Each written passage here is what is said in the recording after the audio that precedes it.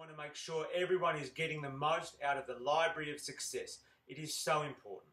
It means writing down your results, being accountable with your diet, and constantly improving the quality of your performance at training so you can deliver your best on race day. How will you know what you've done if you don't write it down? Well, you can rely on the library of success to give you evidence of your fitness, confidence in your ability, and the race result you want. All you have to do is fill it out. Okay, so the first thing is you log in, and that's simple for me. Computer already knows the password. Bam, so you set up your account, you log in, and then straight away you get a list of all your documents and libraries of successes.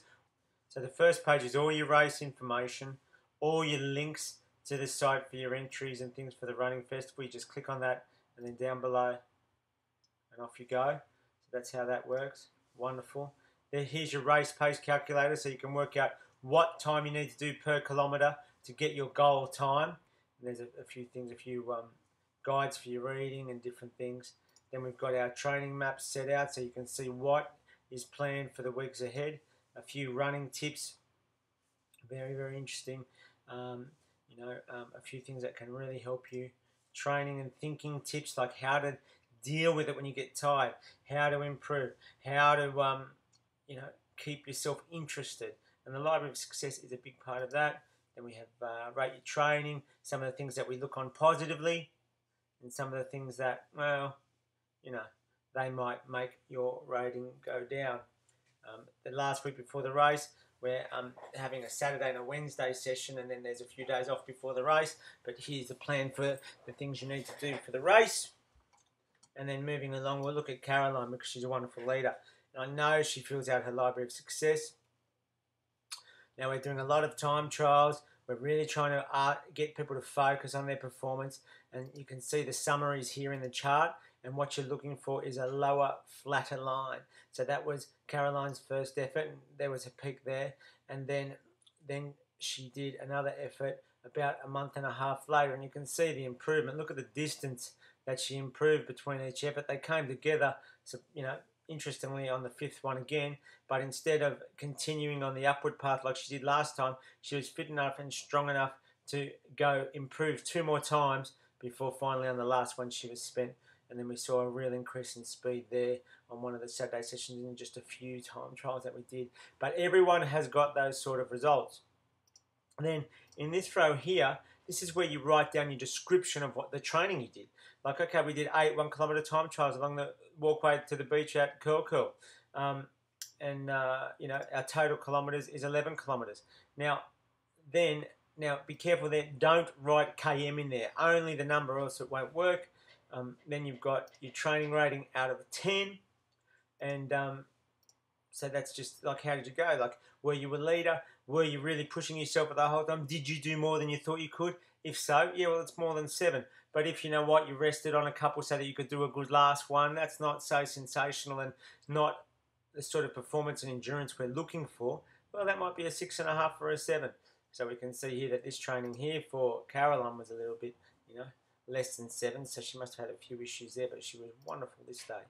Then we've got to look at our eating. And here's some comments as well. So what we give ourselves is a mark out of 10, like how did we eat today? Did we eat too much? Were our portions too big? Did we eat good foods? Was there lots of fresh vegetables? Did we have some fish? Was it low fat? These sort of things. Give yourself a mark out of 10. Did you stick to the plan that you have for yourself? And then just a few comments there so you can write it down so you can see what you're eating. If you have a bad day, what you're eating that makes it a bad day. If you have a good day, what you're eating that makes it a good day. So that's very, very good. Now, in this library of success, only the white cells are the one to fill in, and everything's connected. So you put in your figures along here, and every time you fill out a figure, you can see here that there's a kilometre goal of 23, and you can see Caroline's doing a couple of big runs to make sure she makes it. And that's terrific. She's done that. And her quality, training quality, is an average of these, and that's automatic. It comes up on your graph here, which is great. So that's your training quality ratio. But there's a great benefit that comes with being consistent. And so what we're doing is we're counting the number of times that you actually do what is programmed, comparing to what is programmed, and making it your consistency rating.